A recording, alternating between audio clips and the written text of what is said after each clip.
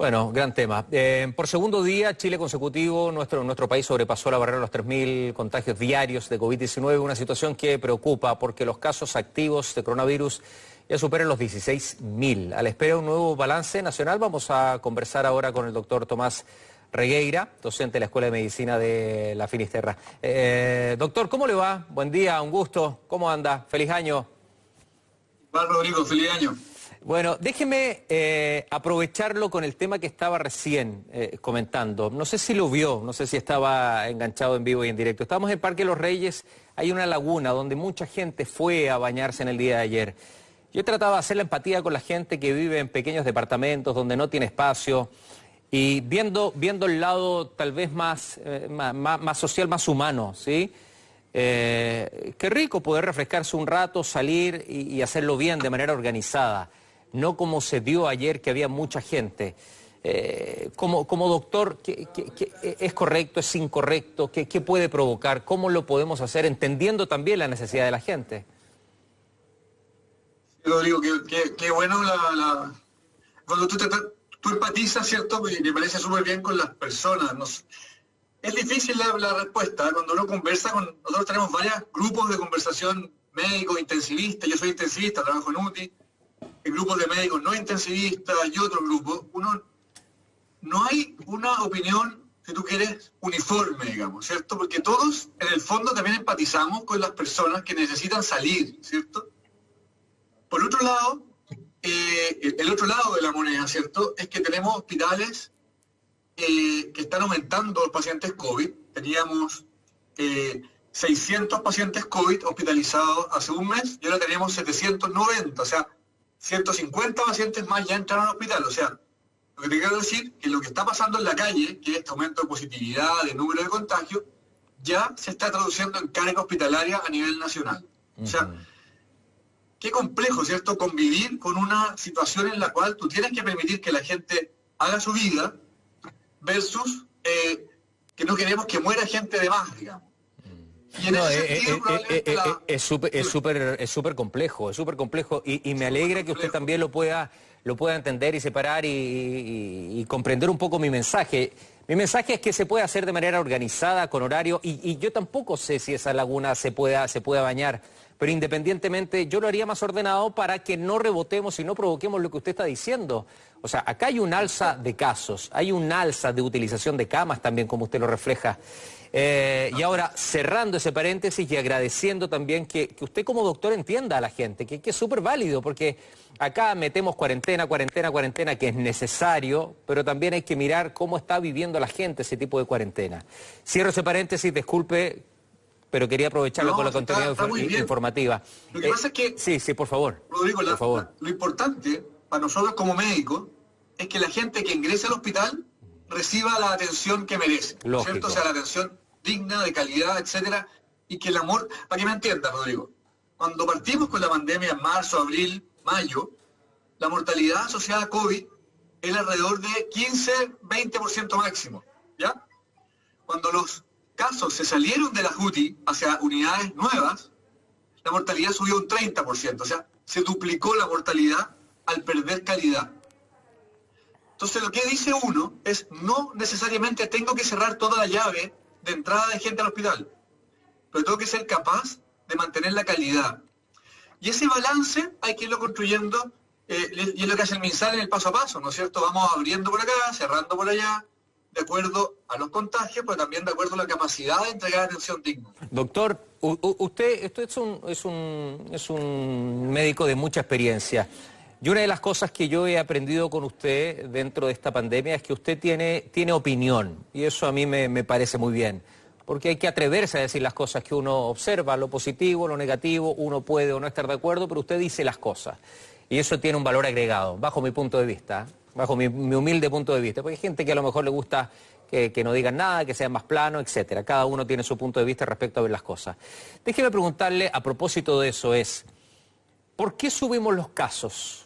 ¿Eso es responsabilidad nuestra, que no nos cuidamos bien, que nos portamos mal, que en la Navidad nos juntamos todos, nos abrazamos todos? ¿Es problema de las medidas que se están tomando? Porque es curioso, porque si vamos relativamente bien y nos pegamos un alza, un disparo, tiene que haber una génesis, tiene que haber alguna razón. ¿Cuál, bajo su punto de vista, sería? Ciertamente la transmisibilidad del virus se relaciona, Rodrigo, sobre todo a contacto estrecho, ¿no es cierto? Sin mascarilla. Cuando yo tengo mascarilla y tú tienes mascarilla, la posibilidad de que haya un contagio es casi cero, es muy cercana a cero. Entonces, necesariamente tiene que ver con, me siento contigo y nos tomamos un cafecito en mi casa, cerrado, sin ventilación, y conversamos a menos de 1 metro de la vida, ¿no es cierto? Eso es la principal fuente de contagio. Y yo, para ser bien honesto, lo veo en Instagram, en Facebook, de médicos incluso, de colegas, digamos, que es propio del ser humano querer juntarse en tu casa, hacer un asayito, hacer alguna cosa y conversar, ¿cierto? Si eso es ser humano, digamos. Pero el mensaje que hemos tratado de transmitir con harta fuerza es, tratemos de hacerlo con inteligencia, ¿no? Vale decir, júntate, pero júntate, ojalá en un patio. Si no tienes patio, estás en un departamento, ¿cierto?, encerrado, todas las ventanas abiertas. Anota quién estuvo contigo, o sea, mantén la trazabilidad. Si estás realmente encerrado, mantén la mascarilla. El encierro es el lugar del virus donde es más feliz, digámoslo así. Por lo tanto, si estás en una casa en la cual no tienes posibilidad de estar afuera, en un departamento, lamentablemente considera fuertemente, y hazlo, ocupar mascarilla en esta interrelación personal, digamos. O sea, la culpa es nuestra, doctor. La culpa es nuestra como ciudadanos, la culpa es nuestra como ciudadanos de esta alza. Yo, mira, no me voy a sacar la pregunta, Rodrigo. No me gusta hablar de culpas. Me pasa en medicina, en intensivo. Lo que evitamos a toda costa es generar culpa. Me enfermé porque, choqué porque, me caí de tal parte y estoy en la UTI por esto. Pero familia. hay algún motivo, ¿ah? Hay algún motivo. Por eso que vuelvo a lo mismo. No te entiendo. Yo creo que los que están dirigiendo la pandemia, vale decir el ministro de Salud y todos los que lo apoyan, digamos, están tomando las mejores decisiones posibles para mantener este equilibrio de libertades, encierro. Las personas son responsables también, todos nosotros, ¿cierto? Yo, Rodrigo, tengo hijos de 18, 16, que quieren juntarse con sus amigos, digamos, necesitan juntarse. Y también trato de balancear como papá lo mejor que puedo, el júntate solo, júntate en un patio, o sea, no solo, júntate con los menos posible, en un patio, ocupa la mascarilla. Es compartido, Rodrigo. Y si pasó en Europa, Rodrigo, con una cultura infinitamente superior a la nuestra, digamos. Sí. Es porque es propio del ser humano querer compartir, digamos. Y es muy difícil decirle al ser humano, enciérrate solo con una mascarilla. Eso, por lo tanto, es culpa de todos, de quienes dirigen, de todos nosotros. Pero el mensaje correcto es, podemos vencer esto, podemos llegar a junio, julio, que vamos a tener la vacuna universal para todos, pero tenemos que hacer un esfuerzo extra, digamos. Menos gente, con mascarilla y todos controlados, con quién estuve, con quién no estuve, etc. Doctor, vienen las vacaciones. Viene enero, febrero, ya se nos autorizó para salir con un permiso a partir del 4 de enero, con domicilio fijo. Tengo la posibilidad de ir a un lugar, salvo algunas excepciones. ¿Es correcta esa determinación? Y volvemos a lo mismo, a lo que le decía en el preludio. Esta empatía, esta necesidad que tiene usted, que tengo yo, que tiene toda la gente de respirar, de cambiar de aire, de salir de sus casas, de poder cambiar el chip, ¿sí? De un año que ha sido terrible, un año de mierda que ha sido. ¿Es correcto? ¿Es incorrecto? ¿Debemos soltar las riendas en vacaciones o no? A ver, si yo le pregunto al gremio intensivo, donde yo soy parte y me siento parte, la respuesta inmediata es, qué horror. ¿Ah? Qué horror, porque nos vamos a llenar de nuevo. O sea, la respuesta visceral, si tú quieres, de quienes vemos pacientes graves es, chuta, estamos dando una señal de soltar la rienda. Pero, como tú bien dices, ¿cómo encierras más a la gente, digamos? ¿Cómo le impides descansar en justicia, digamos, por todo lo que ha pasado, digamos? Es muy complejo. Yo creo que el mensaje uno tendría que entregarle al gobierno, a la gente, que esto no puede ser blanco-negro. O sea, esta decisión se tomó y sonamos hasta marzo. Y nos vemos en abril, los que se murieron. No puede ser así, evidentemente. Hay que ir mirando, digamos. Si la tendencia de contagios, porque ahora viene toda la curva que va a volver a subir por año nuevo. Si el 5 de enero, o el 7 de enero, te estoy inventando, esto sigue para arriba, va a haber que repensar esa decisión, digamos. Esto no es blanco y negro. Esto evidentemente, Rodrigo, Siempre hay pacientes en intensivo, siempre tenemos pacientes, estamos para eso nosotros. Pero tiene que mantenerse la calidad, digamos. Y si la cantidad de casos se traduce en pérdida de calidad y más mortalidad en exceso, la decisión va a haber que ser cortar esos permisos. Pero, por eso digo, es una decisión que hay que evaluar en la medida de cómo evolucione la pandemia. Está muy bien. Ser capaces de frenarla si corresponde. Está muy bien, doctor. Yo no lo había escuchado de alguien que públicamente se atreviera a decir eso. Yo me lo cuestionaba y me lo preguntaba porque decía, si esto, y no quiero ser aguafiesta las vacaciones, yo también lo único que quiero es salir de vacaciones porque uno necesita. Pero si esto va subiendo, ojo, lógico que hay que poner un freno de mano. Ayer veía, doctor, imágenes en canales internacionales de lo que pasa en Miami. ¿Y por qué lo digo así? Porque para mí Europa, para mí Estados Unidos siempre es un espejo de lo que puede pasar en Chile, porque van adelantados. En Miami el clima es perfecto. Bueno, las playas llenas. Muy pocas personas con tapaboca, con cubreboca, como dicen ellos, con mascarilla para nosotros. Entonces ese es mi temor también, de que acá en vacaciones nosotros nos volvamos a soltar, a relajar y empecemos a subir esto, porque al final, ¿quiénes sufren? Ustedes, porque no van a tener el material, no van a tener el personal, no van a ver las camas para atender cómo corresponde a cada una de las personas, independientemente del nivel económico, que es una de las cosas importantes de esta pandemia, que igualó que ustedes, los que tienen, los que no tienen, se pueden atender bien.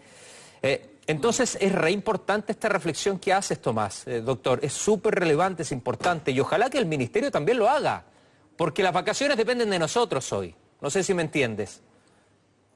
Así es, tal cual como tú lo dices, yo creo que es tal cual como tú lo dices, digamos, las vacaciones van a terminar si esto se traduce en saturación hospitalaria y aumento de mortalidad en exceso, digamos, porque ahí no va a quedar otra que cerrar a fase 1, digamos. Entonces, el llamado siempre ha sido el mismo, digamos, lo que pasa es que yo entiendo a las personas, digamos. Yo tengo la suerte de vivir en una casa que tiene patio, pero me imagino lo que debe ser vivir en 40 metros cuadrados, Rodrigo, con 2 niños, con 3 niños adentro. Necesitas salir, digamos. Pero tú lo puedes hacer utilizando la cabeza, siendo inteligente, digamos. Con mascarilla, lejos del resto, en lugares abiertos, lo que hemos conversado, con lavado de manos, etcétera, y tratando de trazar lo más posible con quién estuve, sobre todo con quién estuve dentro de un auto, adentro de la casa, y con quien estuve conversando, almorzando a puerta cerrada. Eso es clave. Uy, doctor, qué potente. Y me encanta la reflexión. Bueno, hay mucha gente que está escribiendo, preguntando, gracias a cada una de las personas que mandan los mensajes, que me plantean temas, preguntas para debatir. Doctor, ¿se vacunó o no? A ver, voy a ser honesto contigo. Yo, por temas tangenciales, salí de la pega en que estaba, por lo tanto estoy en un periodo de transición. No tengo acceso a la vacuna porque no estoy reclutado en ningún centro hospitalario. Pero el mensaje, sin duda, apenas hay que vacunarse de todas maneras, sin ninguna duda, sin cuestionamiento.